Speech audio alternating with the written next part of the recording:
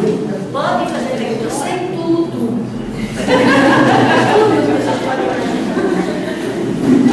Pode fazer já? Pode. Pode fazer. Como dito anteriormente sobre os espíritos que são afins, eu gostaria de saber sobre o que a senhora tocou no assunto da Segunda Guerra Mundial. Os gigantescos, né? Vamos supor a Guerra do Vietnã, que foi Estados Unidos e Japão. Naquela época, os Estados Unidos era bem superior ao Japão e tal. Na Guerra do Vietnã foi a guerra mais sangrenta. Vamos dizer assim, que os gigantes que deram a ordem da guerra começar, eles estavam, vamos supor, afins, assim, os espíritos estavam em cima dele para que acontecesse, e os espíritos que foram mortos na guerra, era necessário morrer, ou eles morreram por causa dessa influência? Quando nós lemos no Livro dos Espíritos sobre as guerras, em uma parte, tanto no Evangelho segundo o Espiritismo, que fala também do Livro dos Espíritos, pergunto qual a causa das guerras. Se nós estudarmos, e a história, você que estuda, deve estudar história, sabe que as guerras não acontecem de uma hora para outra. Elas acontecem em função das ideologias, do desejo de poder, de hegemonia dos diversos povos. Não é? Nós vivemos num ambiente de alta competição, competições individuais, competições coletivas. No caso dos países, eles realmente têm os seus governantes, e seus governantes estabelecem aquilo que a gente conhece como política. Agora a gente pergunta assim, o que é que pensa um político para provocar uma guerra? Não é? Ele deve ter mil interesses ligados a isso. A gente sabe que existe uma indústria bélica, por exemplo, nos Estados Unidos, que vai ficando obsoleta, e aí o que ele não consegue vender para os países pobres e emergentes como nós, é bom provocar uma guerrinha que é para poder, como diz, desovar aquele material. A gente sabe disso. Então, repare bem que tipo de pensamentos tem essas pessoas. É o pensamento de quê? Que ondas eles emitem uns para os outros? Ondas negativas, de poder, de crueldade, de exploração. Que espíritos podem ser afins a esses indivíduos? Não é? Nós sabemos que o Pai Celestial, ele está sempre atento a tudo, e que do mal ele consegue retirar o bem. Se a gente lê o Evangelho, se lê o Livro dos Espíritos, eu acho bom que você faça isso, você vai ver que depois das guerras acontece um grande progresso. Não é que a guerra em si seja boa, mas tudo que acaba se produzindo para a competição, para a exploração, para a tomada de riquezas dos outros países, acaba sendo usado depois em benefício da própria sociedade. Nós sabemos muito bem que a tecnologia avançada que temos hoje dependeu do que aconteceu na Segunda Grande Guerra, depois que aconteceu na Guerra do Vietnã, né? Então, vocês veem, existiam espíritos afins a essas criaturas, sim, em função dos pensamentos, dos desejos que eles emitiam. Mas existiam também espíritos bons que estavam ali procurando diminuir o máximo de sofrimento. As pessoas que desencarnaram nesses acontecimentos, muitas desencarnaram, não é? Pela própria questão evolutiva do Porque ninguém desencarna sem motivo. Não é isso que os Espíritos nos ensinam? Todos nós desencarnamos, ninguém morre em véspera. Todo mundo desencarna, mesmo aqueles que veem que se suicidam, não estão sozinhos no momento. Eles também são amparados e ajudados. Viu? Deu para responder? Sim. Graças a Deus. Eu nem ia perguntar, mas surgiu a questão aí agora. Sim. O irmão Xisne, Brasil, Coração do Mundo, Sim. de Padre Evangelho, ali ele explica naquele livro ali, né? E duas perguntas, minha só. E a doutora Marlene Matos, em 69, quando o homem foi à Lua, houve uma reunião em nosso sistema solar, de todos os governantes dos planetas, né? Em que o Espírito de Verdade pediu mais 50 anos para que levasse a Terra avante. E o Chico Xavier terminou dizendo o seguinte: nós deveríamos orar muito para que não houvesse uma guerra até 2019. Aí, por ser a questão que está na televisiva, né, ficou a dúvida seguinte: não está pré-determinado, porque o EAD, Estudos Aprofundados da Doutrina Espírita, fala o seguinte: que o Brasil pode deixar de ser a parte do Evangelho, claro, se continuar claro, nessa persistência da corrupção, tá, né? Claro. E agora é o seguinte: sobre nós orarmos, nós fazemos vibrações até 2019, exclusivamente até 2019, que completará os 50 anos que Cristo pediu aos governantes do nosso sistema solar para que a Terra entrasse num processo que realmente deveria entrar. E agora, ficou minha pergunta no dia seguinte: não está pré-determinado essa evolução gradativa? Primeira coisa que nós temos que entender é livre-arbítrio e fatalidade. É um outro capítulo que a gente tem do Evangelho segundo o Espiritismo. A fatalidade e determinismo. O que é que existe de fatalidade na nossa vida? É o processo de evolução, de chegarmos um dia à perfeição necessária, tanto do ponto de vista individual como coletivo. Nós sabemos que o nível espiritual da Terra reflete o nível espiritual dos seus habitantes. Daí que, quando se provoca uma guerra e tem tanto sofrimento, ou quando um homem foi à Lua e que houve é contado que houve essa reunião, é porque Deus deixa que a gente siga o que nós desejamos. Mas existe o determinismo de nós sermos responsáveis por aquilo. A fatalidade é essa. Você pode errar. Você quer errar? Mas saiba que você estará em curso na lei de causa e efeito, na lei de ação e reação. Então, a preocupação é de que o mundo, com o desenvolvimento intelectual, o homem e a coletividade humana não conseguissem desenvolver uma moralidade que fosse compatível. E, com isso, trazer problemas, inclusive, de destruição da própria Terra. Então, os outros mundos do sistema solar estavam preocupados com essa situação. E Jesus dá o aval, pede, solicita por nós. Então nós temos uma responsabilidade muito grande. Mas, meu irmão, eu quero dizer para você o seguinte: que embora tanta miséria, tanta violência, tanta situação de dificuldade, nós estamos evoluindo. Nós temos moralidade, sim. O que nós estamos vendo é um formigueiro precisando ser retirado da terra, e quando você bota no formigueiro, o que acontece com ele?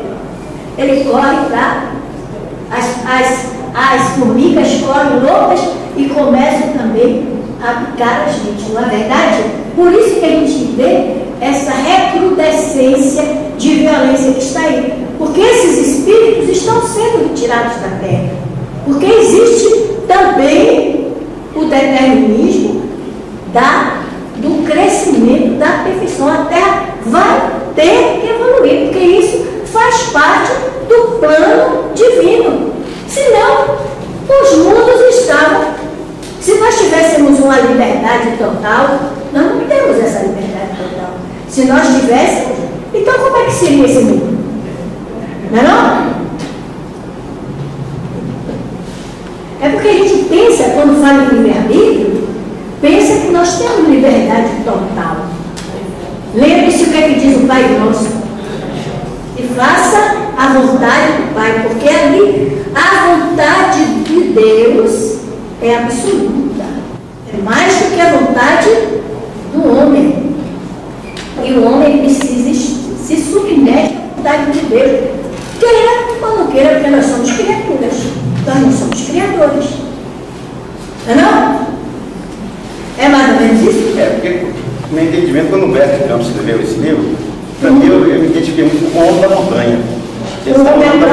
Basicamente ele viu, ele teve a percepção que o Brasil seria a pátria do Evangelho. Mas está sujeito o Brasil perder esse título. Sim. Aí você já está falando se o Brasil será a pátria do Evangelho. Só depende de quem? Nós. Se por acaso está lá também dito que se o Brasil falhar, como a França falhou, como Roma falhou, como a Palestina falhou, outro povo será escolhido para isso. Mas eu quero dizer uma coisa a você que talvez lhe ajude a ter mais consolação. Você sabe que o Espiritismo veio para o Brasil. E aqui o que foi que o Espiritismo fez? Floresceu, cresceu. O mundo hoje em dia recebe o Espiritismo a partir do trabalho do Brasil. Porque o que foi que aconteceu? Na Europa, o Espiritismo praticamente desapareceu mesmo. E agora, acho que já uns 10 a 15 anos, que o Brasil vem com viagens como a de Divaldo, viagens como a de Raul, como viagem do pessoal da Federação Espírita Brasileira, levando o Espiritismo para todo mundo. Divaldo já foi até Sydney, na Austrália, já esteve no Japão, na China, acho que já teve também, certo? A Federação Espírita Brasileira está fazendo um trabalho excelente na África, porque o que tem de miséria na África e falta de espiritualização, e está levando o espiritismo. Nós não estamos fazendo isso? Não é o Brasil levando o espiritismo? Mas é que a gente só ouve falar de Bolsa Família, de corrupção, da política errada. A gente não ouve falar do que existe de bom que está acontecendo no mundo. Está acontecendo coisa boa, graças a Deus. E nós espíritas estamos incluídos nisso. Outra pergunta. A pessoa tem resposta.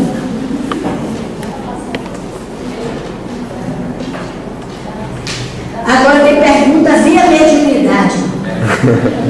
Um fala com o outro aí pede. Diga. Eu falei que a gente evoluiu tanto que a gente está no espaço católico, né? Exato. Não é? Isso pra gente aqui foi uma grandeza. A gente precisa ler. Exatamente. Isso já é um ganho evolutivo muito grande, porque quem poderia pensar que nós espíritas estivéssemos aqui num espaço de outra religião, fazendo o nosso trabalho. Mas uma cidade tão pequena, né? Uma cidade tão pequena, né? Pois é, mas Jesus diz lá, chegará o tempo que haverá um só rebanho e um só pastor. Não significa que todo mundo vai ter que ser espírita. Não é isso. Mas os ensinamentos de Jesus estarão vigiando para todas as religiões. E entre elas, essa aceitação, essa compreensão das religiões entre si, essa tolerância religiosa. religiosa. Porque, meus irmãos, a intolerância religiosa ainda existe muito, principalmente lá em Salvador. Lá em Salvador, teve uma mãe de santo que teve um infarto por causa de um grupo de companheiros evangélicos que invadiram o terreiro e lá arrebentaram todos os santos, os implementos religiosos. Olha, gente, isso é muito grave, porque aquilo representa a identidade religiosa, espiritual daquelas pessoas. E é um grupo entrar e arrebentar tudo, dizendo que eles só tinham demônio. Quem eram os verdadeiros demônios naquele momento? Não é? A criatura tomou um choque tão grande, não era mais criança, acabou tendo um infarto, morreu. E por causa disso houve uma verdadeira revolução em Salvador, dos grupos, como eles se chamam, os filhos de santo.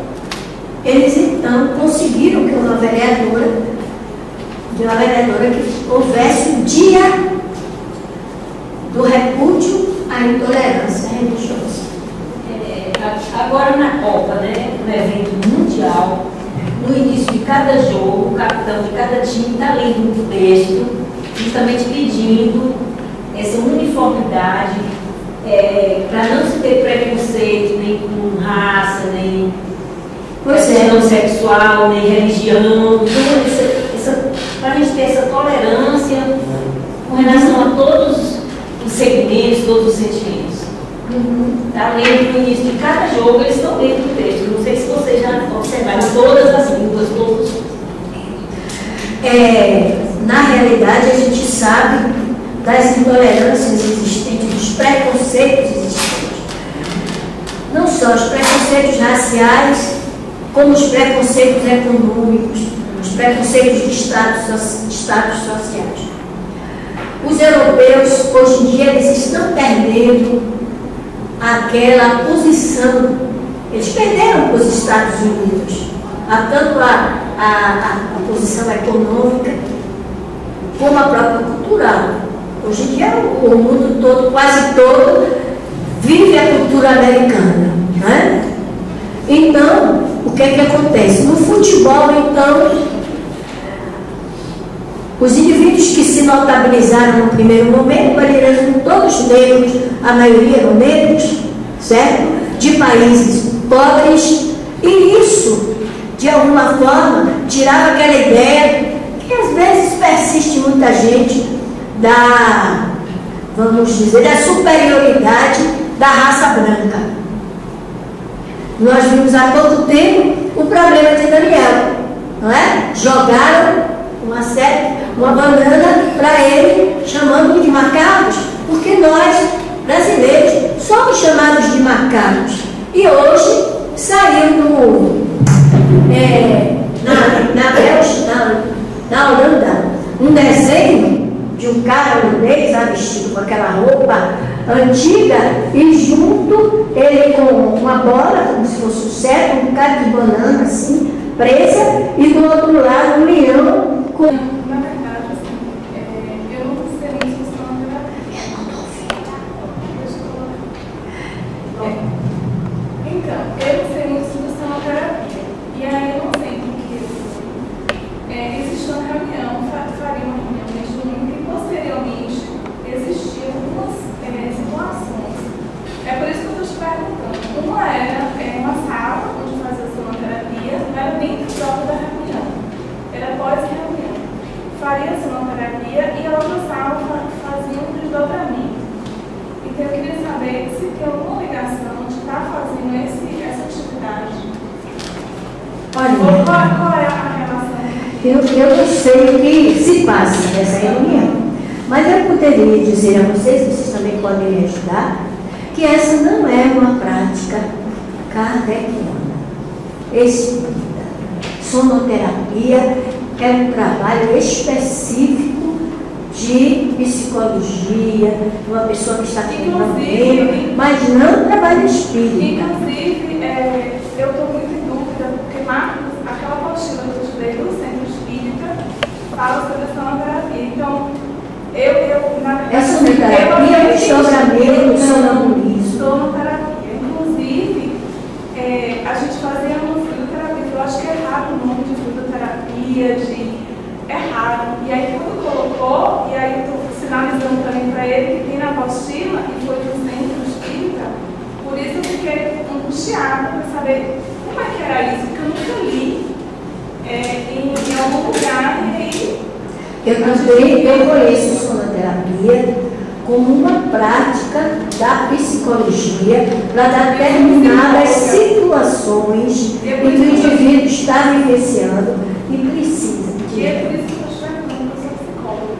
Você é psicóloga. Eu sou psicóloga. E você sabe disso. Eu estou te perguntando que eu nunca vi numa casa espírita fazer algo de sonoterapia. Então, esses são os enganos dos indivíduos, porque a doutrina realmente não tem esse tipo de prática. Por isso é que é tão importante nós estudarmos o livro dos médiuns, as leituras complementares. Não há nada. Nesse sentido, não há nada. Inclusive, dentro da psicologia, a gente também, só quem trabalha muito da mental, que vai fazer, assim, não está dentro nem da psicologia essa questão da sonoterapia. Então, por isso que agradeço aí São 3 dúvidas aí. A outra dúvida que ela colocou foi: bocejo se lacrimejar em excesso antes do trabalho mediúnico são efeitos normais relacionados à influência de espíritos em sofrimento, ou será algo para investigação e obsessão? Bem, a eclosão da mediunidade apresenta vários sintomas. Muito importante a gente estudar como se dá a eclosão da mediunidade. Então, tem pessoas que apresentam entre os sintomas esse de bocejo, certo? De um sono muito grande, tudo isso. Outros apresentam atitudes inconvenientes, tudo isso dentro da eclosão da mediunidade. Que levar o indivíduo a uma reunião espírita, é isso, mano? Uma reunião espírita séria, ele vai ser, não é uma reunião, uma casa espírita, não é uma reunião mediúnica. Levado, ele vai ser encaminhado para o estudo doutrinário, para o estudo da mediunidade, e vai ser apoiado até que a sua mediunidade ela se torne uma mediunidade clara, normal, sem problemas. Agora, as pessoas que numa reunião, vamos dizer, doutrinária como essa, começam, vamos dizer, a dormir, dizem que são os pobres dos espíritos. Às vezes o espírito é o espírito do cansaço, é o espírito da barriga muito cheia, é o espírito do facilitador que tem aquela fala monocórdia. Às vezes é chato o assunto mesmo, e aí a gente dorme. Então, isso não é questão de mediunidade. Isso é questão de cansaço próprio indivíduo. Aí você pergunta assim, pode ter... Isso mesmo, te perguntei. Porque há muita polêmica em relação ao bocejo, né? Inclusive, dentro da medicina, de bocejo. E a outra questão é assim, dentro dos livros, estudando a mediunidade, ou livros dos médicos e tal, são certos sintomas de mediunidade. E aí aconteceu comigo mesmo, não aqui, mas em outra localidade, pode entender que são coisas que acontecem mesmo, até no lugar que você está. Às vezes você boceja e tem alguma energia, e a pessoa diz assim, olha, isso daí, esse bocejo não é nada, né? Isso aí é apenas porque existe uma pessoa vê outra bocejar e, assim, É verdade. E está bocejando. Então, assim, são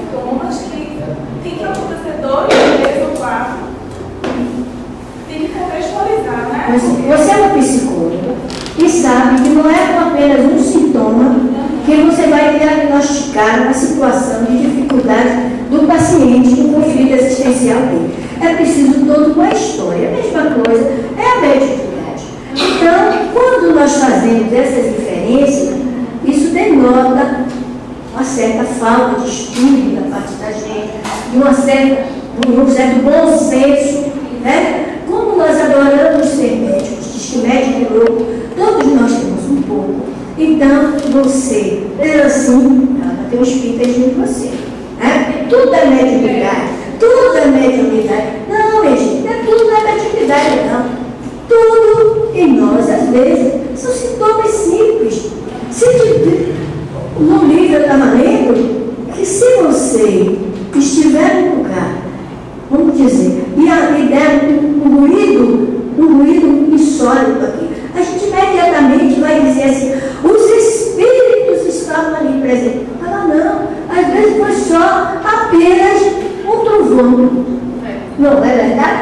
Então a gente precisa ter cuidado com esses diagnósticos apressados. O melhor que a gente tem é sentir que existe uma possibilidade médica muito perigosa, procurarmos o centro espírita, procura o atendimento fraterno, TR, conversa, verifica que às vezes não é nada.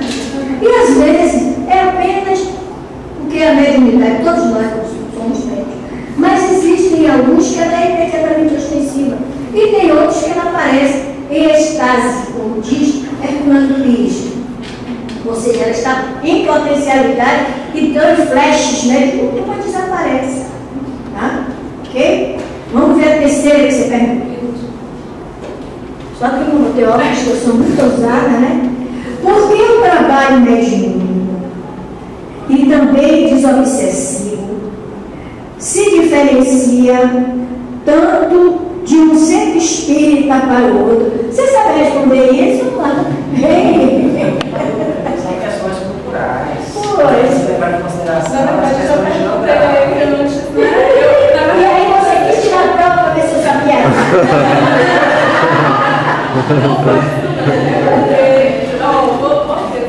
Eu sei, eu não fiz de cebola.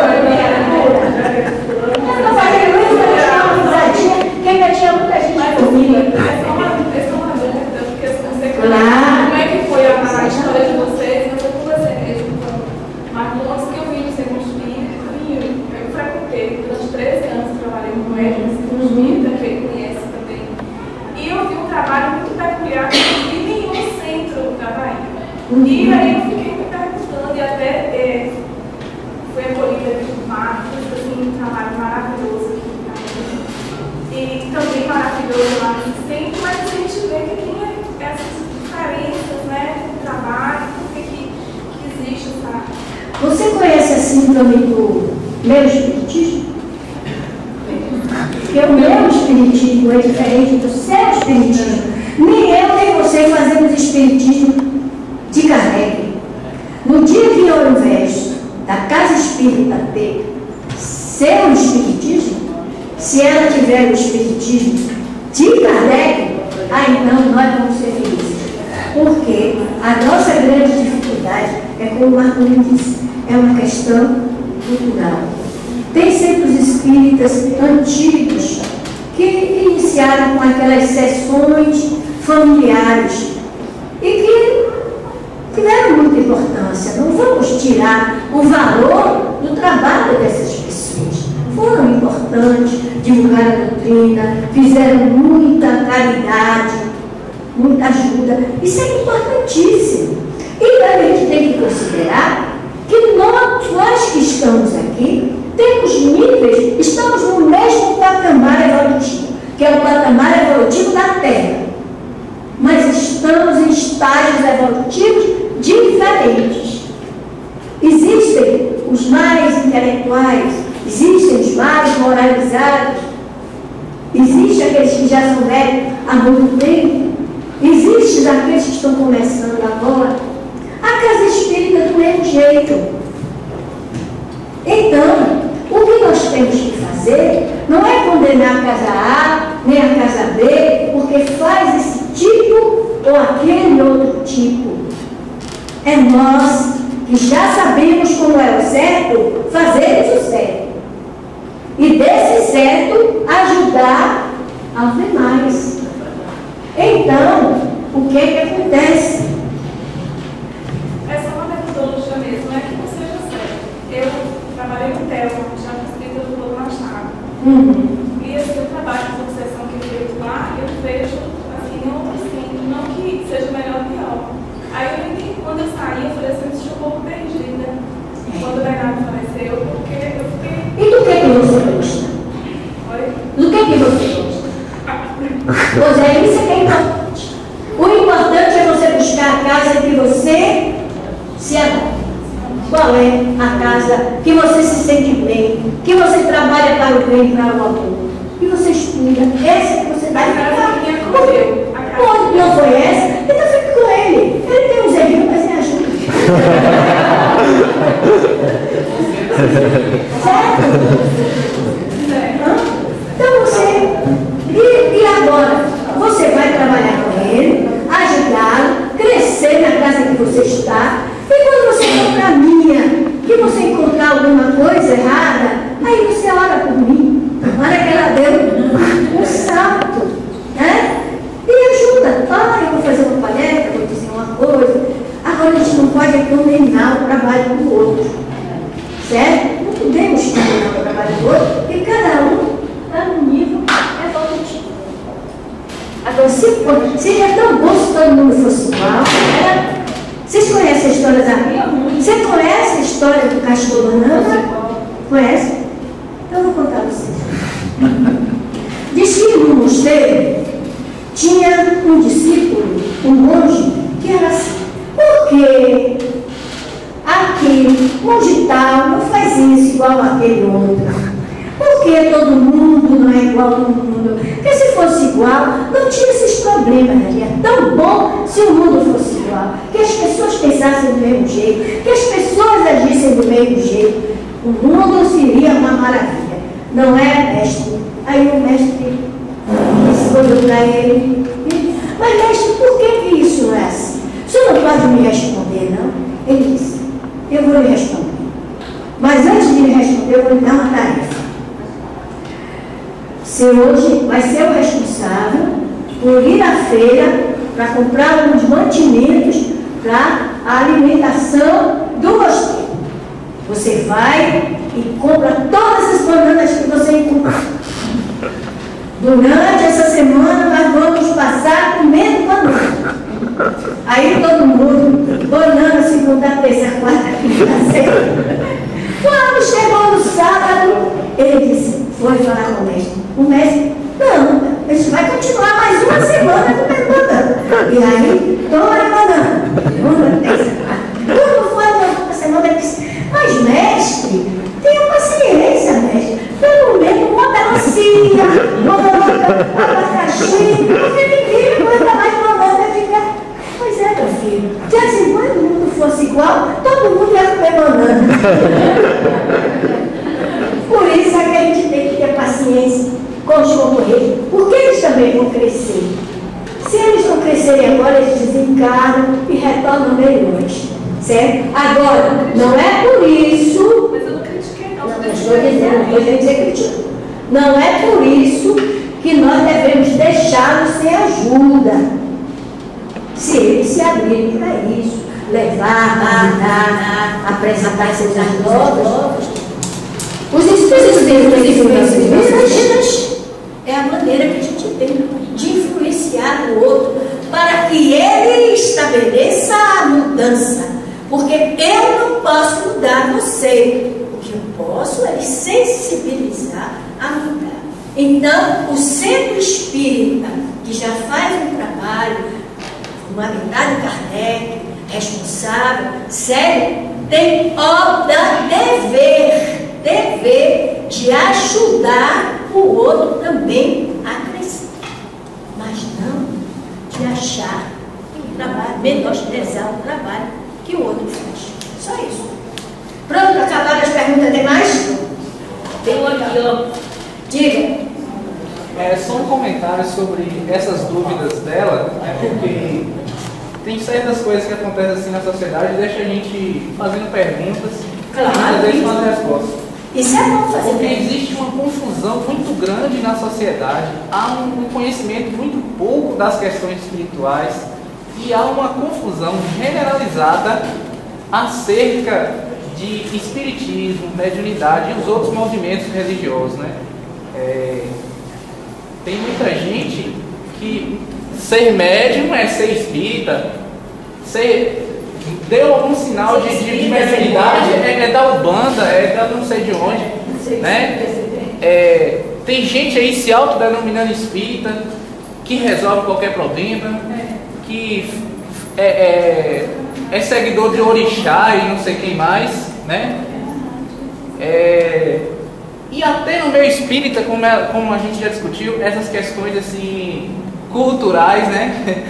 Tem um grupo lá de Brasília se reuniu, né? E inventaram fazer uma tal de uma corrente. O povo dá os braços e vai formar a corrente magnética. Quer dizer, eu não sei como é que é isso na prática, não, já li algumas coisas e já vi centro com esse tipo de prática. Tem centro que usa fluidoterapia durante a sessão de passes, né? Então, digamos assim, exige um conhecimento aprofundado da gente, da literatura espírita e principalmente das obras básicas de Kardec para poder separar, né, essa confusão generalizada, se orientar no meio dessa confusão generalizada que existe no meio da sociedade. Olha, para a gente trabalhar essa situação, eu acho que, por exemplo, um seminário como esse, uma semana espírita, numa cidade aberta para o público de um modo geral, viram aqueles que querem saber, que querem conhecer, porque existem aqueles que não querem conhecer, que não se interessam, e qualquer coisa que diga para eles é mentira, porque já tem uma opinião formada e que não mudam com tanta facilidade. Então, o papel nosso de espírita é divulgar a nossa doutrina dentro dos critérios kardecianos. Estudar a doutrina para saber o que está fazendo. Você dirige carro? Você dirige carro? Muito bem. Então você dirige por quê? Eu preciso desenvolver. Sim, mas você, eu precisava e não dirigia. Por que você dirige? Porque você aprendeu a dirigir, pegou o carro, tomou aula, aprendeu, tirou a carteira e tem que seguir as regras do trânsito, não tem? Senão, tira a ponta da carteira. Bate. Então, repare, na vida tudo exige esforço e responsabilidade para se saber o que é que está fazendo. A gente faz graduação, a gente faz o curso fundamental, o médio, o graduação, a pós-graduação, a pós-graduação e faz pós-graduação. Para quê? Tudo isso com o objetivo de fazer bem aquilo que nós. Aí a gente pergunta, nós fazemos bem o espiritismo na nossa casa? Nós estudamos? Ou muitos de nós faz um curso básico e acha que já é doutor em espiritismo? Muitos de nós só lê o Evangelho segundo o Espiritismo e diz que é espírita. Não lê o livro dos médios, porque acha o livro dos médios chato. Muita gente nunca leu o céu e o inferno. A Gênese, isso só para esses metidos a doutores. Então, o problema não começa lá fora, não. Começa dentro da casa espírita. Mesmo. A falta de estudo, a falta de responsabilidade. Nós não precisamos, se eu sou espírita, tenho consciência do espiritismo, eu não tenho que ficar catequizando as pessoas lá de fora, não. Elas um dia poderão vir por espiritismo ou não. Elas vão falar mal da gente? Vão dizer que na nossa casa tem o demônio, tem isso e aquilo? Problema delas. Elas só vão conhecer o espiritismo pelo nosso exemplo, pela forma como a gente age na sociedade. O espírita, realmente, sério, é considerado alguém que se projeta na sociedade como um diferencial. Eu acho que isso é que é importante. É o nosso comportamento lá fora. Agora, se eu me digo espírita e eu estou em Umbanda, eu estou sendo incoerente com as minhas próprias posições. Agora, o que eu posso fazer e você pode fazer? A gente pode puxar a criatura e dizer, olha, não diga mais que você é espírita. Vai fazer o quê? Vamos ser inquisidores? Da época da Inquisição que a gente tanto reclamou. Tem que... Seja você espírita, sejamos nós verdadeiramente espíritas, estudiosos, entendendo a doutrina, porque saberemos responder a todas as perguntas, a todas as questões que os indivíduos colocarem para nós, e não tenhamos a fantasia de mudar ninguém e cooptá-las para a nossa religião, se elas assim não desejarem. Não adianta. Os nossos irmãos lá fora vão dizer milhões de coisas para nós, de nós. Mas, se ele conhecer você, como é seu nome? Suélio? Suélio. Suélio é um homem direito, honesto, responsável, um pai de família, correto, um trabalhador. Qual é a religião dele? Ah, ele é espírita. Ah, sim. Então ele é espírita. Aí quando você estiver no seu trabalho, se você fizer qualquer bobagem, viram-se para você e dizem, olha, Suélio, você é espírita, você não pode fazer isso não. Porque significa que ele já sabe que o espírita tem um comportamento diferenciado. Viu, Suélio? Então, é através desse exemplo, através da forma da gente ser, do nosso estudo, do nosso conhecimento, que nós vamos divulgar a nossa doutrina na sociedade. Viu? E deixemos os nossos irmãos, porque eles também estão em processo evolutivo, eles chegarão lá um dia ou outro. Tá bom? Sabe quantos anos tem o espiritismo? Vamos ver se a gente faz essa conta? 157. Pois é. Sabe quanto tem a doutrina, o catolicismo? 2000 e tantos anos. Muitos de nós aqui saímos do catolicismo. Éramos verdadeiramente católicos? É só para a gente refletir. Outras perguntas colocaram esse coração. Eu achei engraçado que o trabalho foi mediunidade, mas poucas perguntas no cenário foram feitas sobre mediunidade, sobre sintonia, sobre afinidade, sobre médium de expiação, médium de prova. Diga aí, Gama. Vamos levar para 6 horas desse tempo. Minutos só. Tem um tema, uns 15 minutos. tem um tema bem interessante. Sim, né? deixa eu me sentar aqui um E, pouquinho. inclusive, alguns poucos autores espíritas se atrevem a tratar dele. Que você hoje abordou em partes, né? Essa questão da estrutura energética da reunião e seus componentes. Porque a reunião mediúnica, nós somos seres, enquanto seres, nós já somos multidimensionais. Certo. E cada um com suas limitações perceptivas. Muito Encarnados e desencarnados. certo. Aí você colocou um padrinho lá, mentor, né, da reunião, o dirigente encarnado, o médium e o guia do médium. Sim. Aí eu achei assim seu quadro que tá faltando muita coisa, né? Porque tipo assim, a reunião não faz só disso. Né? Uma pergunta, é necessário o guia espiritual do médium estar presente necessariamente nas reuniões? E tipo assim, e fale mais um pouco disso, porque na reunião não só tem isso, tem outros médios, tem os assistentes, tem a equipe espiritual de outros espíritos, né? Inclusive que mesmo nos planos espirituais, uns não percebem o trabalho dos outros. O guia vê tudo lá de cima, mas até entre a equipe espiritual, muitas vezes nem todos estão se percebendo, né, o que está acontecendo. Então, André Luiz, né, é um dos poucos que se atreve a falar, fala de equipamentos, né, que são usados para recepção, transmissão de pensamento. Eles fazem um negócio de uma projeção, amplificação sonora que projetam a comunicação em bom tom lá onde estão os espíritos, né, nos umbrais, nas dimensões mais inferiores. Né? Então, fale mais um pouco disso aí, dessa estrutura energética e dos componentes dessa estrutura. Bem, a primeira coisa que eu preciso explicar a você, que eu apresentei o esquema de uma comunicação mediúnica individual.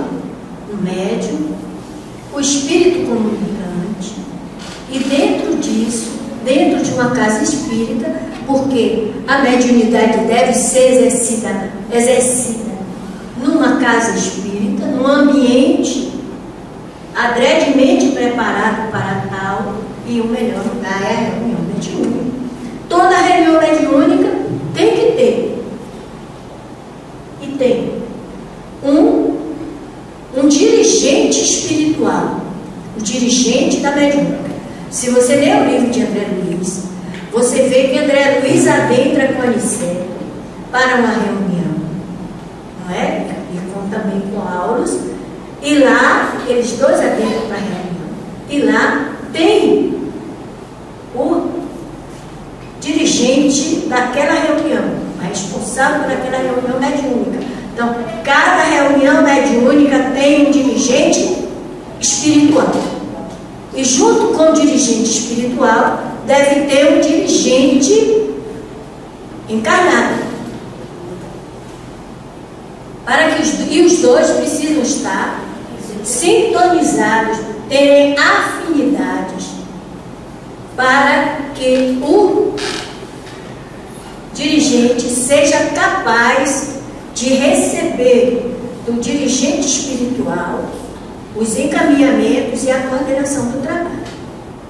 Não significa absolutamente que só vai ter um médium numa reunião e que só vai ter uma entidade. Ali é algo esquemático para a gente entender como se dá a comunicação mediúnica. Mas você que deve ter tido acesso a um trabalho que foi desenvolvido, inclusive, através de quadros pintados das diversas, como se dá uma reunião mediúnica, você vê que quando, antes da reunião começar propriamente dita com os encarnados, os desencarnados adentram a sala e começam todo um tipo de preparação, com áreas realmente voltadas para receber as entidades sofredoras, aflitas, que serão atendidas naquele dia. São colocados os aparelhos, inclusive uma espécie que a gente poderia pensar hoje em dia num tablet ou num tablet espalhado por vários espíritos que terão a responsabilidade de verificar a situação daqueles que pedem, fazem solicitações de amparo, de ajuda. Então tem uma série de slides só sobre a reunião. É muito bonito e vocês podem acessar no site que vocês conseguem. Preparação de uma reunião mediúnica. Mostrando para nós, né, que existe um comando espiritual, mas cada médium que está ali tem ao seu lado, além das entidades que ela vai receber, ela tem um mentor espiritual dela, o tutor, que fica ali não para dar comunicação, mas para ajudá-la, dar suporte. Claro que tudo isso dependendo do mérito daquele médium, certo? Do médium. Então, você veja com isso que existe ali uma produção energética muito importante, de tal forma que aqueles espíritos que se comunicam, eles já são amparados mesmo antes de dar a comunicação. E o doutrinador que está junto também recebe, não é? Vamos dizer, pensamentos da maneira como ele deve, se ele está afinado com o trabalho, ele recebe as intuições necessárias para ajudar a todos. Então é um trabalho de uma complexidade muito importante, mas essa complexidade só vai ter resultado se os encarnados que adentrarem ao trabalho estejam realmente em condições de entrar na onda energética que está sendo estabelecida. Porque se não estiver, muitos encarnados, ao invés de ajudarem no trabalho, são motivo de dificuldades, de problemas. É o que eu sei para lhe responder. Se eu respondi. Se não respondi, você pede ajuda ali a Marca. Necessariamente, dirigente encarnado tem que ser ostensivo. Hein? Necessariamente, o dirigente encarnado tem que ser ostensivo. Não, e nem deve. O coordenador de uma reunião mediúnica, ele não pode ser ao mesmo tempo médium ostensivo. Porque se ele for médium ostensivo ali, médium de comunicação, não pode, isso não funciona. Ou ele dirige, você não pode ao mesmo tempo fazer as duas coisas.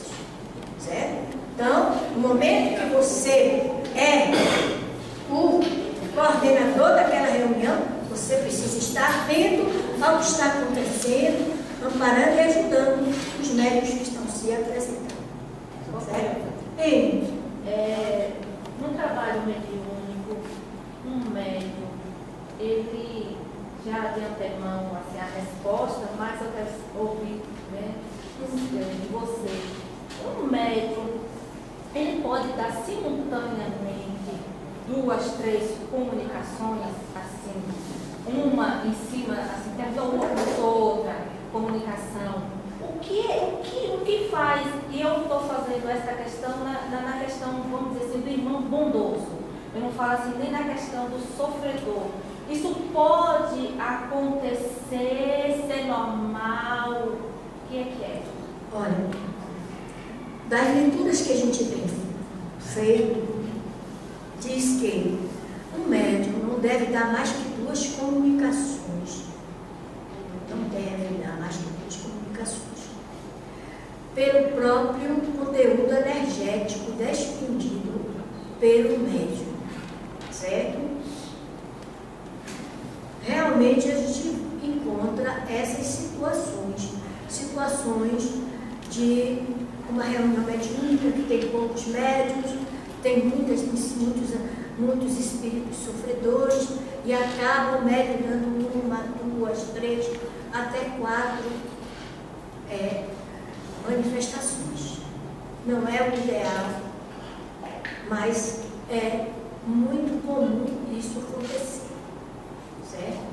Nós sabemos que quando existem essas excepcionalidades, se o grupo é sério, se existe dentro deles o desejo de ajudar, a espiritualidade estará ali superior, ajudando, amparando e repondo as energias que os médiuns.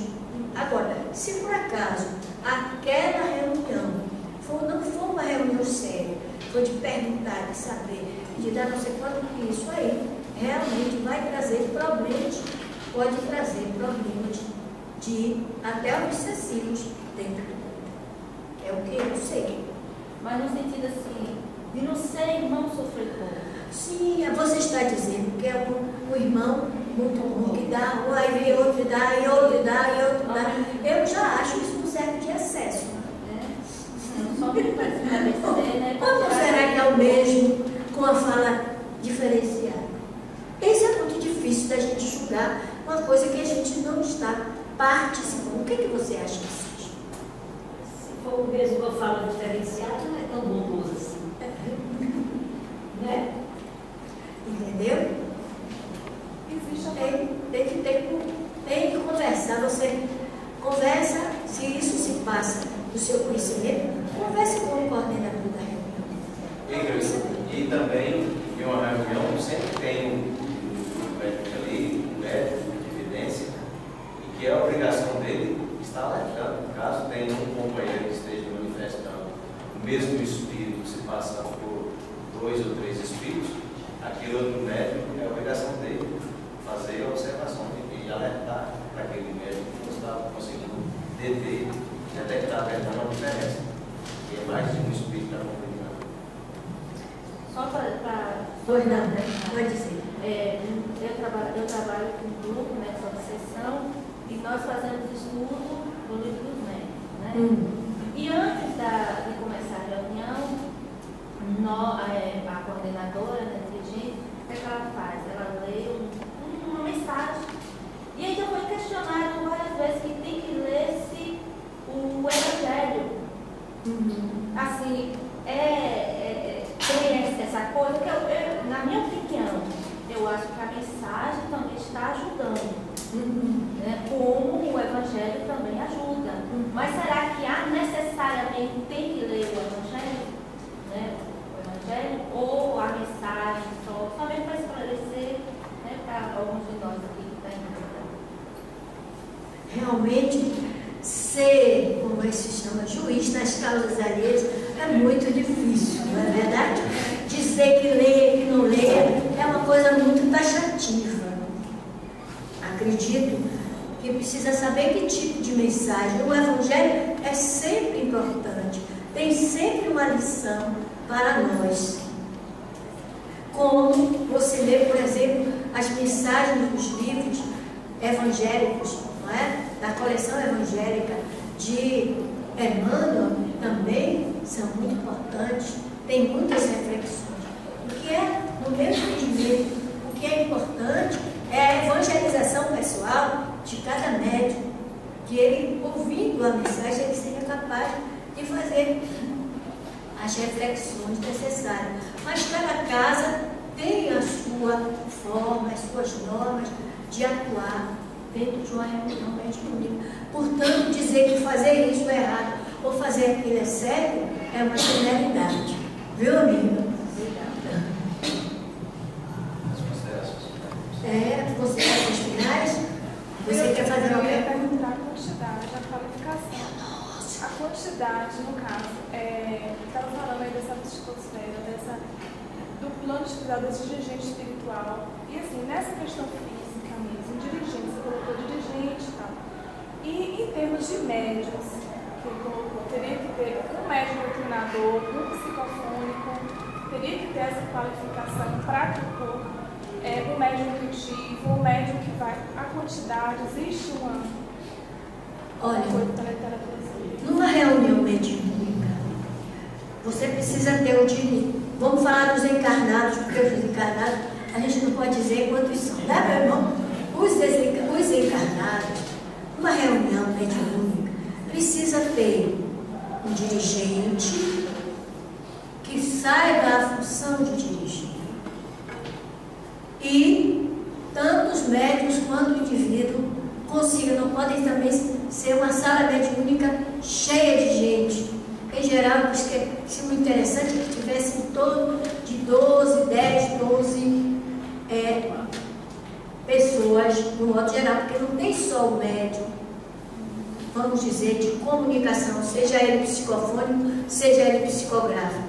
Não tem somente o médium, tem os doutrinadores, tem também alguns médios videntes, podem estar presentes, e tem os médios de apoio, aqueles que ficam, não é? Por exemplo, se você lê os livros, tanto de Herculano Pires, como de Martins Peralva e de outros, que mostram que é importante ter aquelas pessoas que ficam ali na vibração, na sustentação energética do grupo, e que obrigatoriamente não estão ali para dar comunicação, mas para sustentar o trabalho, certo? Então, depende do número de trabalhadores. Como a seara é muito grande e os trabalhadores são poucos, fica muito difícil a gente dizer tem que ter tantos médios assim, tantos médios assim. Não, Isso não existe. Existe a disponibilidade pessoal, o conhecimento, o comprometimento para fazer parte da mediunidade. Qualidades na prática mediúnica. E na qualidade da prática mediúnica. Qualidade da prática mediúnica. O projeto Moderna Mediúnica, no livro que fala do pensamento. Não é isso? Né? É porque cada autor fala de uma forma diferente. Mas aí você precisa ler todos e formar a sua opinião. A opinião que deve ter como base fundamental quem é que tem que fundamentar os seus conhecimentos. Chama-se Allan Kardec. Não, eu sei, porque você citou André Luiz. André Luiz vai falar uma quantidade aí Sim, né, que deve ter. Mas aí, André Luiz é uma obra complementar. É que a gente escuta aqui e ali, aí, é por isso que é importante essa presença para tirar até as dúvidas de qual autor a gente também deve seguir, fora Kardec, né? O que está, às vezes, até assim, até a parte prática mesmo, eu acho interessante fazer uma casa pequena. E grande, você também pode esconder de tantos médios, eu mesmo frequentava reuniões com muitos médios, e aí você fala para mim assim, não é bom ter muitos, e eu vejo que realmente não é bom. Pois é. Eu vejo que realmente. Olha, na nossa casa, a casa que nós trabalhamos, nós temos em torno de 60 médios. Mas os 60 médios não trabalham todos de vez. Eles trabalham em várias reuniões mediúnicas em separado. Nós temos lá agora 10 reuniões mediúnicas. Tem alguns médios que trabalham até em 2 reuniões mediúnicas. Certo? Mas a média é essa, de 10 médios, porque todos são médios, sejam eles doutrinários, sejam o que for. Olha, o rapaz aqui já está me dizendo que meu tempo acabou. Assim para Pois é, companheiros, olha, eu quero agradecer a vocês muito carinho, não é?